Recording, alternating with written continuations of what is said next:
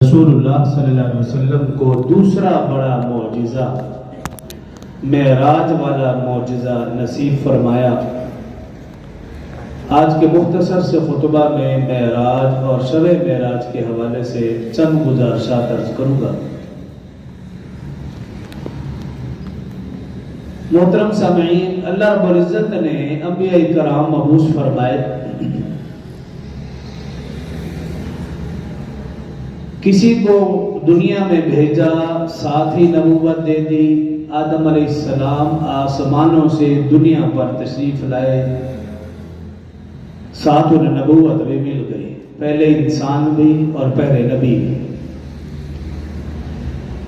کسی کو اللہ رب العزت نے ماں کی گود میں نبوت عطا فرمائی۔ عیسیٰ علیہ السلام پہلے دن کے بچے، ماں کی گود میں انہوں نے کلام کیا۔ قال انی عبد اللہ آتانی الکتاب وجعلنی نبیا۔ بچہ بول اٹھا کہ بے شک میں اللہ کا بندہ ہوں، مجھے کتاب بھی عطا فرمائی اور مجھے نبی بھی بنایا گیا۔ یونس علیہ السلام کو 28 یا 29 سال کی عمر میں نبوت ملی۔ رسول اللہ صلی اللہ علیہ وآلہ وسلم کو اللہ رب العزت نے 40 سال جب آپ کی عمر مبارک تھی تب نبوت عطا فرمائی۔ اور پھر جتنے بھی انبیاء کرام اللہ پاک نے مبعوث فرمائے، ان تمام کے اوپر آزمائشیں، تکالیف، پریشانیاں آئیں، اور رسول اللہ صلی اللہ علیہ وسلم نے ارشاد فرمایا، مجھ پر دین کی خاطر سب سے زیادہ تکالیف، پریشانیاں اور آزمائشیں ہیں۔ رسول اللہ صلی اللہ علیہ وسلم نے جب نبوت کا اعلان فرمایا،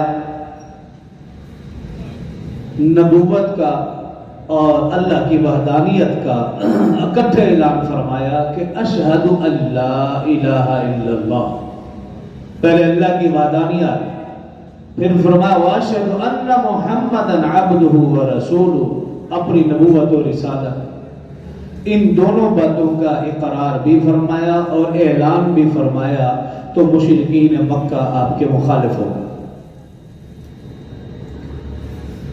جیسے جیسے مسلمان بڑھتے رہے، صحابہ اکرام کی تعداد بڑھتی رہی، صحابیات کی تعداد بڑھتی رہی، مشرکین مکہ کا ظلم و ستم بڑھتا چلا گیا، یہاں تک کہ کچھ صحابہ اکرام کو شہید بھی کیا، کچھ صحابیات کو شہید بھی کیا، کچھ صحابہ اور صحابیات پر ظلم و ستم کے پہاڑ توڑے گئے۔ لیکن رسول اللہ صلی اللہ علیہ وسلم کی مخالفت تو کرتے تھے، ان کی مخالفت برائے مخالفت تھی، انداز جارحانہ نہیں تھا۔ اس کی سب سے بڑی وجہ یہ ہے کہ اللہ کی طرف سے حفاظت، اور دوسری اور ظاہری وجہ یہ کہ آپ کے چچا حضرت ابو طالب وہ سردار بھی تھے جو آپ کی حفاظت میں تھے، دن رات آپ کی حفاظت اور دیکھ بھال اور نگہبانی میں لگے رہتے۔ جب تک آپ کے چچا جان حضرت ابو طالب حیات رہے، مشرکین مکہ کا انداز صرف مخالفانہ رہا، لیکن آپ کی وفات کے بعد مخالفین کا انداز جارحانہ ہو گیا۔ یہی وجہ کہ نبوت کا 10واں سال،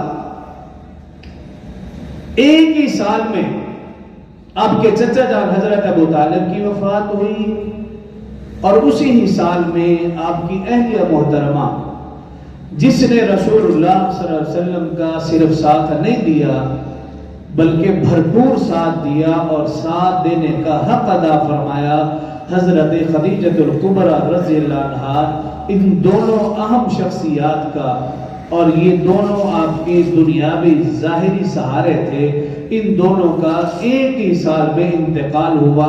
رسول اللہ صلی اللہ علیہ وسلم نے اس سال کا نام رکھا عام الحزن، غم کا سال۔ ان دونوں اہم شخصیات کی وفات کے بعد رسول اللہ صلی اللہ علیہ وسلم غم زدہ رہنے لگے، اداس رہنے لگے۔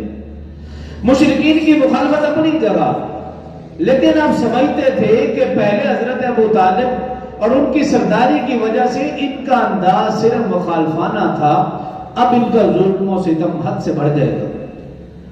حضرت ابو طالب نے اعلان کر رکھا تھا کہ میرا بھتیجا ہے، جو بھی کہے، جو بھی اعلان کرے، جو کچھ بھی کرے، میرے ہوتے ہوئے کوئی اس کی طرف انگلی بھی نہ اٹھائے۔ تو ان کے ہوتے ہوئے رسول اللہ صلی اللہ علیہ وسلم نے اپنے بھرپور انداز میں دعوت و تبلیغ کا کام کیا۔ لیکن جس سال ان کا انتقال ہوا، حضرت خدیجہ رضی اللہ عنہا کا انتقال ہوا، رسول اللہ صلی اللہ علیہ وسلم غمزدہ ہیں، پریشان ہیں، اداس ہیں، اور اللہ کا نظام ہے ان مع العسر یسرا، 30ویں سپارہ سورہ الم نشرہ میں اللہ نے فرمایا یہ نظام قدرت ہے، قدرت کا قانون ہے کیا؟ ان مع العسر یسرا، ہر تنگی کے بعد آسانی ہے، ہر تنگی کے بعد راحت ہے، ہر تنگی اور پریشانی کے بعد سکون ہے، خواہ وہ دنیا میں ہو یا آخرت میں۔ یہ اللہ کا قانون ہے۔ اب رسول اللہ صلی اللہ علیہ وسلم غمزدہ، پریشان، اداس، مشرکین مکہ نے یہ موقع دیکھا تو ان کی کوشش یہ ہو گئی کہ اس حق و صداقت کی آواز کو دبا دیا جائے، ہمیشہ کے لیے خاموش کر دیا جائے۔ مشرکین مکہ نے اپنی کوشش شروع کی، ادھر اللہ رب العزت نے رسول اللہ صلی اللہ علیہ وسلم کو اٹھایا اور ایسے اٹھایا کہ عرش عظیم تک پہنچا دیا۔ عظیم معجزہ معراج والا عطا فرمایا، جو آپ کی کتاب کا، آپ کی زندگی کا ایک تابناک باب بن گیا۔